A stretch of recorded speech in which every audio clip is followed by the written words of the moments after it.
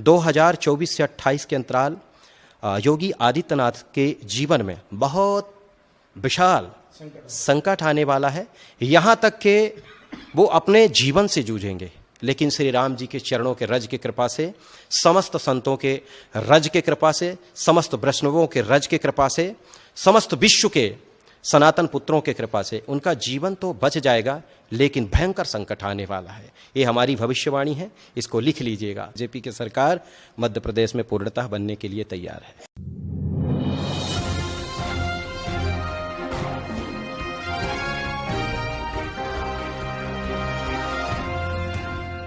नमस्कार, मैं हूं रविंद्र जैन और आप देखना शुरू कर चुके हैं सबकी खबर। आज हम अपना सौभाग्य मानते हैं कि हमारे स्टूडियो में चरण पड़े हैं रामलला सरकार महाराज की। आप अयोध्या से पधारे हैं, इस समय मध्य प्रदेश के भ्रमण पर हैं। हमने आग्रह किया और हमारे आग्रह पे आज भी हमारे स्टूडियो में पधारे हैं। रामलला सरकार जी के बारे में बता दूं, यदि आप यूट्यूब खोलेंगे या आप कोई भी चैनल देखेंगे तो आपकी ख्याति इस बात के लिए कि उनके वचन सिद्धि है, जो कहते हैं वो होता है। इनके बारे में इनके भक्त और तमाम सारे लोग ये मानते हैं कि बाबा जी को बहुत कम उम्र में भी एक वचन सिद्धि हुई है।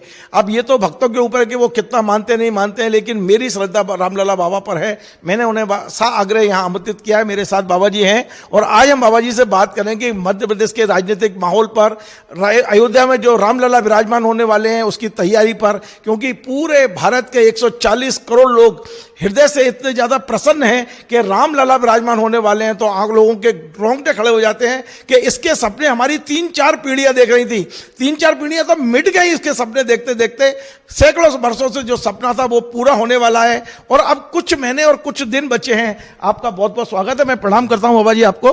बाबा जी, आप मेरे स्टूडियो में आए, मेरा सौभाग्य है। मैं सबसे पहले ये जानना चाहता हूं कि रामलला बाबा के दरबार से आप यहां तक पधारे हैं, कैसा महसूस कर रहे हैं जब रामलला बाबा आप सिंहासन पर बैठने ही वाले हैं? यह तो गौरव का विषय है। सर्वप्रथम आपको कोटि कोटि साधुवाद। समस्त भारत माता के सुपुत्रों को मेरा कोटि कोटि वंदन प्रणाम। यह परम सौभाग्य का विषय है और अनादिकाल से श्री रामलला सरकार की पूजा उपासना चली आ रही है, तो हम सबके गौरव का विषय है।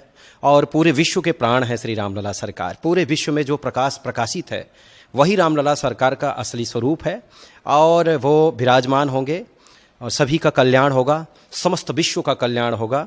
और इसी कल्याण के साथ हम सबको प्रणाम करते हुए एक बात और कहना चाहेंगे कि आप सब रामलला सरकार के आसन पे आसीन होने से पहले पहुँचें और वह अवसर अपने नेत्र से, पावन नेत्र से देखें, दर्शन करें।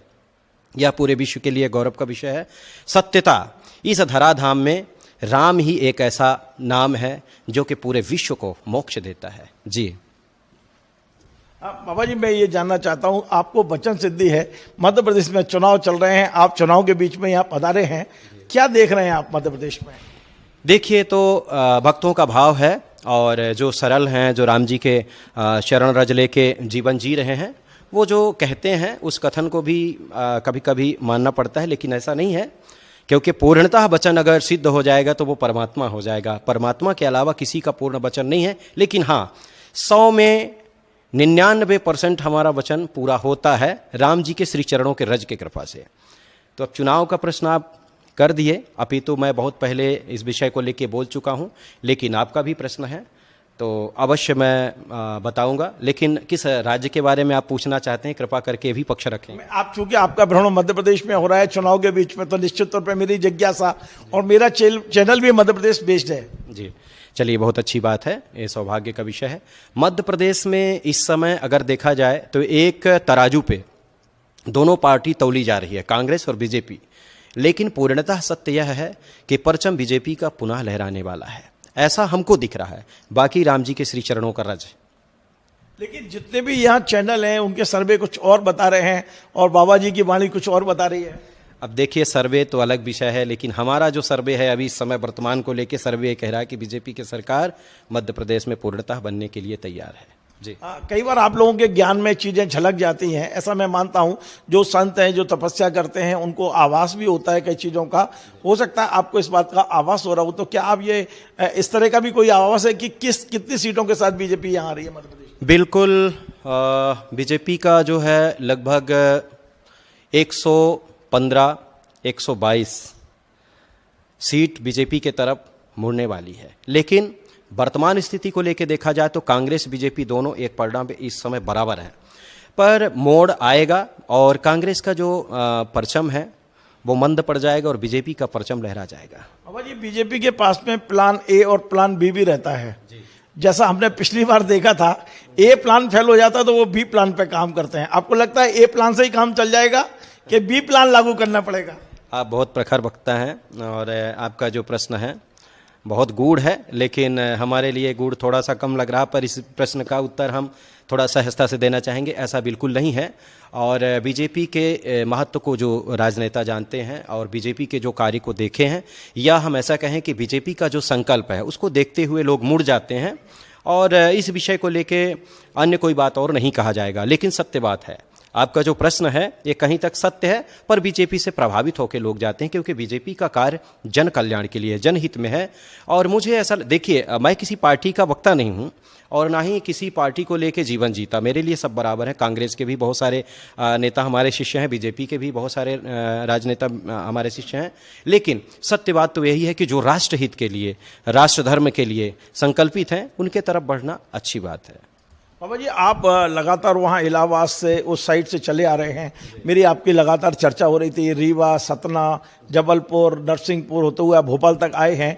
मैं भी इस बेल्ट में अभी कुछ दिन पहले घूम के आया हूँ, मुझे माहौल कुछ अलग दिख रहा था और आपको कुछ अलग दिख रहा है। ऐसा ही होता है, कभी कभी माहौल कुछ अलग दिखता है लेकिन उसका रिजल्ट अलग होता है, तो ऐसा है। लेकिन जो मैंने कहा पूर्णतः उसी तरफ हम लोग बढ़ेंगे। बीजेपी का परचम लहराने को इसलिए भी है क्योंकि अभी 15-18 साल से जो समय हम लोग देख रहे हैं जन कल्याण में है, जनहित में है। पहले इसी विषय को लेके बहुत लोग कुछ अनर्गल बातें कहते थे कि बीजेपी वाले मुसलमानों को डराते हैं या अन्य पंथों को डराते हैं, लेकिन मेरे को तो देखने में कभी ऐसा नहीं लगा कि कोई पंथ का व्यक्ति बीजेपी के राज्य में कभी घबराया हुआ दिखाई देता हो, ऐसा कुछ नहीं लगा। और जन कल्याण के लिए जो भी पार्टी संकल्प लेके आगे बढ़ती है वो सराहनीय है, उसको लेके चलना अत्यंत आवश्यक है। लेकिन मेरे लिए तो राम जी के श्री चरणों का रज, राम जी जिसको चाहेंगे उसको विजय पताका दे देंगे, लेकिन अभी मेरे दृष्टि से जो दिख रहा है वो बीजेपी का परचम दिख रहा है। जी, बहुत अच्छी बात है, आपकी दृष्टि में दिख रहा है। लेकिन बाबा जी एक बात बहुत महत्वपूर्ण जो मध्य प्रदेश के 9 करोड़ जनता की ओर से पूछ रहा हूं, यदि आप राम का काज करते हैं तो क्या आपको भ्रष्टाचार करने का भी लाइसेंस साथ में ही मिल जाता है क्या? जी, देखिए मुझे लगता है कि भ्रष्टाचार लेश मात्र किंचित मात्र हमारे नेत्र से तो दिखाई नहीं दिया अभी। मध्य प्रदेश में व्यापम घोटाला, मध्य प्रदेश में डंपर घोटाला, मध्य प्रदेश में पटवारी घोटाला, यदि हम घोटाले की बात करें तो ऐसा शायद ही कोई दिन गया होगा जिस दिन हमारे कितने घोटाले मध्य प्रदेश में हमें सुनाई देते हैं कि अब कान पक गए। यहाँ रोजगार नाम की कोई चीज नहीं है, सरकारी भर्तियां निकल नहीं रही हैं, सिर्फ राम राम राम का नाम लेते जाइए और सरकार बनाते जाइए। आखिर जनता रोटी कब खाएगी, उसको हाथों को काम कब मिलेगा?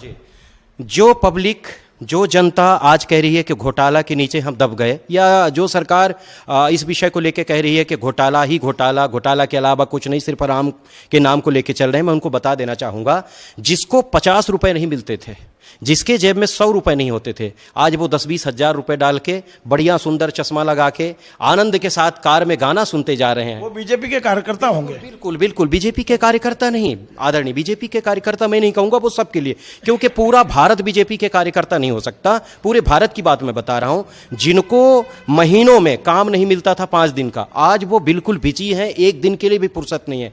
जितने अधिकारी बीजेपी के कार्यकाल में ज़्यादा तनख्वाह पा रहे हैं, ज़्यादा सुरक्षित हैं, ज़्यादा आनंद ले रहे हैं, वो बीजेपी का ही कार्यकाल है। मेरे तरफ से, मेरे दृष्टि को लेके देखें, अगर मेरे शब्दों को गहराई से सुने तो मुझे तो कहीं भ्रष्टाचार अभी नहीं दिखा। हाँ, इतना जरूर कहूँगा, उन लोगों के लिए भ्रष्टाचार है जिनको स्वयं भ्रष्टाचार करने को नहीं मिला, ये सत्य बात है। जी चलिए बाबा जी, आप कह रहे हैं तो ये जितने भी घोटाले लोग कह रहे हैं ये सब लोग झूठ बोल रहे हैं आपके अनुसार? मध्य प्रदेश में किसी प्रकार का कोई घोटाला नहीं है जैसा आप कह रहे हैं? जी, मैं 100% नहीं, 1,00,000% कहूंगा। अभी तो 100% होता है, लेकिन हमारा प्रतिशत बढ़ जाता है। 1,00,000% सत्य है कि लेश मात्र किंचित मात्र कोई घोटाला नहीं हुआ है, मेरे नेत्र की देखी हुई बात है। इसी भोपाल से मैं जब जबलपुर जाता था तो मुझे 12 घंटे लगते थे, गाड़ी से 12 घंटा लगते थे, अब लगते हैं मुझे 3 घंटे। आप बताइए घोटाला किसने किया? घोटाला वो सरकार की जब 12 घंटे लगते थे, गाड़ी भी टूट जाती थी, आदमी परेशान हो जाता था। आज 3 घंटा में आप जबलपुर पहुंच रहे हैं, तो किसने घोटाला किया? पब्लिक सब जानती है। बाबा जी, आपकी बातों से और आपके वचनों से ऐसा लग रहा है कि आपके मध्य प्रदेश आने से भारतीय जनता पार्टी की तो लॉटरी लग गई। इतने जबरदस्त वोट मिलने वाले हैं बीजेपी को। आप देखिए, हम तो सभी को प्रणाम करते हैं, सभी सनातन पुत्र हैं, पूरे भारत देश के नहीं, पूरे विश्व के चैतन्य मनुष्य हमारे अपने हैं। हृदय से मेरा उनको प्रणाम है। मैं तो सिर्फ उस विषय को लेकर बात कर रहा हूं। अगर भारतीय संस्कृति के लिए, यहां तक के भारत भूमि के लिए, राष्ट्र के लिए कोई संकल्पित है, कोई सरकार राष्ट्र को आगे ले जाने के लिए संकल्पित है, पूरे विश्व में डंका बजवाने के लिए संकल्पित है, वो हमारे लिए श्रेष्ठ है, हमेशा श्रेष्ठ रहेगी। और ऐसा नहीं है कि हमारे आने से बीजेपी को बहुत सारा वोट मिल जाएगा, क्योंकि मैं बीजेपी का एजेंट नहीं हूं, ना ही प्रवक्ता हूं। हां, इतना जरूर है, पब्लिक सब जानती है, पब्लिक सब समझती है, और पब्लिक ये भी जानती कि मेरा कहां हित है, कहां अनहित है। निर्णय पब्लिक को लेना है, लेकिन जो सत्य बात है उसको मैं आपके सामने रख रहा हूं। जी चलिए, अब मध्य प्रदेश से हम फिर से अयोध्या की ओर लौट रहे हैं। आपको रामलला के जो प्राण प्रतिष्ठा हो रही है उसका आमंत्रण मिल गया महाराज? बिल्कुल, हम तो राम जी के श्री चरणों में अपना जीवन और मृत्यु दोनों सौंप दिए हैं। उनके चरण रज के बिना तो हम कुछ करते ही नहीं हैं। हमको तो बिल्कुल मिला है। और हमारे पूज्य गुरुदेव भगवान तो श्री रामलला सरकार जन सेवा ट्रस्ट के वो तो अध्यक्ष भी हैं, और उनके श्री चरणों का रज भी मिला है। अवश्य जाएंगे। मैं आपको भी निमंत्रण दे रहा हूं, और उनको भी निमंत्रण दे रहा हूं जो बहुत परेशान है राम नाम को लेके। उनको भी निमंत्रण देता हूं, सभी को आना चाहिए। अपितु देखिए, सबसे बड़ा विषय था राम मंदिर का। लोग कहते थे, अरे कब राम मंदिर बनेगा, कब राम जी पधारेंगे, समय तो बताते नहीं हो, सिर्फ इतने बात कहते हो कि राम मंदिर बनाना है। उन लोगों को आज बहुत बड़ा उत्तर मिल गया है, बहुत बड़ा सबक सिखाया गया है। राम मंदिर का समय भी, राम मंदिर भी बन गया, राम मंदिर का समय भी निर्धारित कर दिया गया है। यहां तक कि रामलला सरकार अपने आसन में बैठने वाले हैं। अब ये भी समय नजदीक आ गया। बाबा जी, आपको ये पता है कि रामलला को लेके कोर्ट की लड़ाई कौन लड़ रहा था? वो लोग नदारत हैं, और जो पॉलिटिकल लोग हैं वो आगे आ गए हैं। अब क्या इसका पूरा देखिए, जनवरी में राम मंदिर अभी पूरा नहीं हुआ। जनवरी में मूर्ति रख के प्राण प्रतिष्ठा करने का मतलब ये है कि हमें मई में चुनाव है, और मई में चुनाव में उसका लाभ लेना है। तो पूरे देश भर में, ये मैं नहीं कह रहा हूं, देश भर में एक चर्चा ये है कि केवल राम मंदिर के लाभ लेने के लिए बहुत जल्दीबाजी में ये प्राण प्रतिष्ठा हो रही है। वरना प्राण, जब मंदिर आपका घर पूर्ण हो जाता है तभी उसमें प्रवेश करते हैं। आप रामलला को अधूरे घर में प्रवेश क्यों करा रहे हैं? अधूरा घर नहीं है, वो पूर्ण हो चुका है। और सत्य बात तो यही है। सबको दिख रहा है कि अधूरा है। नहीं, ऐसा आप कह रहे हैं। केवल गर्भगृह कंप्लीट हुआ है, मंदिर अधूरा है अभी। देखिए, वो कार्य चलता रहेगा, और वो जीवन भर चलेगा। ये 1-2 साल की बात नहीं है, पूरा जीवन, जब तक सृष्टि रहेगी तब तक वहां कार्य चलता रहेगा। सत्य बात है, क्योंकि राम जी का कार्य कभी पूर्ण नहीं होता और न कभी अधूरा होता है। दूसरा एक और सवाल और बड़ा महत्वपूर्ण है। लोगों का ये मानना है कि राम मंदिर को लेके भी एक पृथक ट्रस्ट बनना चाहिए, बजाय ये राष्ट्रीय स्वयंसेवक संघ को देने। उनका जो एक शाखा है विश्व हिंदू परिषद, वो उसकी पूरी देखरेख अभी कर रही है, और उससे जुड़े हुए चंपत राय जी देख रहे हैं। लेकिन क्या संत लोग इस बात पर सहमत हैं कि इसका एक ऐसा ट्रस्ट बनना चाहिए जो सामाजिक कार्यों से जुड़ा रहे और जिसका राजनीति से कोई वास्ता नहीं हो? चंपत राय का मतलब मैं नहीं समझा। चंपत राय जी वहां पर सेक्रेटरी जो मंदिर बना रहे हैं, मुझे आश्चर्य है कि आप चंपत राय जी का नाम नहीं जानते। आज राम मंदिर बनाने वाले जो ट्रस्ट है उसके महासचिव और उसके कर्ता धर्ता, जिन पर अभी जमीनें खरीदने के तमाम आरोप भी लगे हैं कि बहुत महंगी जमीन खरीद ली है, तो चंपत राय जी जो वहां बैठे हुए हैं राष्ट्रीय स्वयंसेवक संघ की ओर से। जी, सर्वप्रथम इस विषय को लेकर मैं थोड़ा सा आपके बातों को खंडन करूंगा। इसलिए करूंगा, राम मंदिर को कोई एक व्यक्ति नहीं बना रहा है, राम मंदिर को पूरा विश्व बना रहा है। भगवान राम सबके हैं, समस्त पंथों के हैं, जो भारत भूमि के गोदी में खेल रहे हैं, चल रहे हैं, बैठ रहे हैं, सबके राम हैं। अभी तो मुझे ऐसा लगता है कि जो कुछ लोग भ्रमित हो गए इस विषय को लेके कि एक व्यक्ति कर रहा है, या ट्रस्ट में उन लोगों को भी रखा जाए जिन लोगों का कोई महत्व ही नहीं है। मैं तो कह रहा हूं, ट्रस्ट में नहीं, राम भगवान के श्री चरणों में सभी का अधिकार है, पूर्णता अधिकार है। अपना अधिकार साबित करें। राम नाम किसी एक का नहीं है, सबका है। वो अपना विषय लेके अयोध्या में जाएं और बताएं कि हम भी राम के भक्त हैं, हम भी राम के हैं। किसी को कोई रोक नहीं है। जिनको लेके लोग बाग बोलते हैं कि राम मंदिर के ट्रस्टी हैं, राम मंदिर को यही सिर्फ लेके चल रहे हैं, राम मंदिर को यही बना रहे हैं और श्रेय ले रहे हैं, 2024 के चुनाव में श्रेय ले रहे हैं। जैसे लोकसभा का चुनाव आने वाला है तो उसको लेके श्रेय लेना चाह रहे हैं। मैं उनको ये कह देना चाहूँगा कि श्रेय नहीं ले रहे हैं, पूरे विश्व के प्राण हैं श्री राम। अगर श्री राम भगवान अपने उचित स्थान पे विराजमान हो जाते हैं तो ये गौरव का विषय होगा, सबके लिए होना चाहिए। तो इस विषय को लेके ज़्यादा किंतु परंतु नहीं करना चाहिए। मुझे तो ऐसा लगता है कि हर्ष के साथ, आनंद के साथ सभी को उत्साहित होकर राम जी के आगमन का आनंद लेना चाहिए। मेरा एक आखिरी प्रश्न ये है बाबा जी कि आपके बारे में ये कहा जाता है कि आप भविष्यवाणी बहुत सटीक करते हैं, तो जो मैंने नहीं पूछा हो, कोई ऐसे आपके मन में कोई ऐसी भविष्यवाणी हो जो देश के लिए, राष्ट्र के लिए, जनता के लिए, हम सब के लिए बहुत उपयोगी हो और बहुत जरूरी हो, जो भी आप करना चाहें। आदरणीय, बहुत अच्छी बात आप रखे, आपको कोट कोट साधुवाद और हृदय से मेरा स्नेह प्यार। और मुझे लगता है कि आप जैसे श्रेष्ठ पत्रकार समाज के लिए हितकर हैं। आप जो कह रहे हैं कि आपकी भविष्यवाणी हमेशा सिद्ध होती है और सटीक होती है, सत्य बात तो यही है। 2024 से 28 के अंतराल भारत के एक बहुत बड़े राजनेता के ऊपर एक बहुत बड़ी विपत्ति आने वाली है।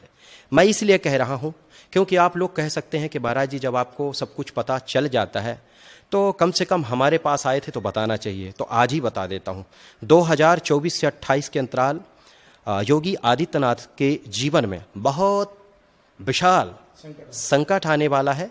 यहाँ तक कि वो अपने जीवन से जूझेंगे, लेकिन श्री राम जी के चरणों के रज की कृपा से, समस्त संतों के रज के कृपा से, समस्त वैष्णवों के रज के कृपा से, समस्त विश्व के सनातन पुत्रों के कृपा से उनका जीवन तो बच जाएगा, लेकिन भयंकर संकट आने वाला है। ये हमारी भविष्यवाणी है, इसको लिख लीजिएगा। लेकिन इसका बचाव भी हम लोग करना चाह रहे हैं। अपितु 2023 के बाद 2024 में लगभग 1111 राष्ट्र विरोधी शक्तियों से आएगा या जिस दल में वो हैं वहीं से उन्हें संकट है? जी, ये राष्ट्र विरोधी जो हैं, जो रामचरितमानस को फाड़ने की बात करते हैं, रामचरितमानस को जलाने की बात करते हैं, गौ ब्राह्मणों को गाली देते हैं, गंगा यमुना को दूषित कहते हैं, भगवान की निंदा करते हैं, उनके वजह से ऐसा होने वाला है। लेकिन 1111 ब्राह्मणों के द्वारा महामृत्युंजय का जाप होगा, सफ़ेद फूल से अर्चना होगी, सिंदूर से अर्चना होगी, सहस्त्र दीप दान होंगे उनके दीर्घायु के लिए। ये हमारी जो भविष्यवाणी है पूर्णतः सत्य है। और 2024 में भयंकर भूकंप 2 क्षेत्र में प्रभावित करेगा। ये भी भारत में एक क्षेत्र रहेगा दिल्ली, दूसरा क्षेत्र रहेगा गुजरात। क्षति कम होगी लेकिन दिल्ली में क्षति दिखेगी, ऐसा भी है। और विज्ञान तो उस समय बताएगा, लेकिन हम 8 महीना पहले बता रहे हैं, 6 महीना पहले बता रहे हैं। ये भी लिख लीजिएगा। धन्यवाद, आपको प्रणाम। तो ये थे रामलला सरकार बाबा जी, जिनका ये कहना है कि योगी आदित्यनाथ पर जीवन का बहुत बड़ा संकट आने वाला है। सारे संत जो इस चीज़ को भांप लिए हैं, उनके जीवन की रक्षा के लिए हम लोग प्रार्थना भी करेंगे, बचाने की कोशिश करेंगे और उम्मीद है कि इस संकट से उनको उभार भी लेंगे। दूसरी बड़ी भविष्यवाणी है कि मध्य प्रदेश में फिर से भारतीय जनता पार्टी का ध्वज फहराएगा, भारतीय जनता पार्टी की सरकार बनेगी। और बाबा जी का ये कहना है कि रामलला सबके हैं, सब रामलला के दरबार में आएँ और अपना हृदय गदगद करें, क्योंकि ये जो सपना कई पीढ़ियों ने देखा था वो अब पूरा होने वाला है। आपको हमारा ये कार्यक्रम पसंद आए, इसे शेयर करें, लाइक करें, कमेंट करें और आपसे बार बार निवेदन है हमारे इस चैनल को सब्सक्राइब अवश्य करें। धन्यवाद।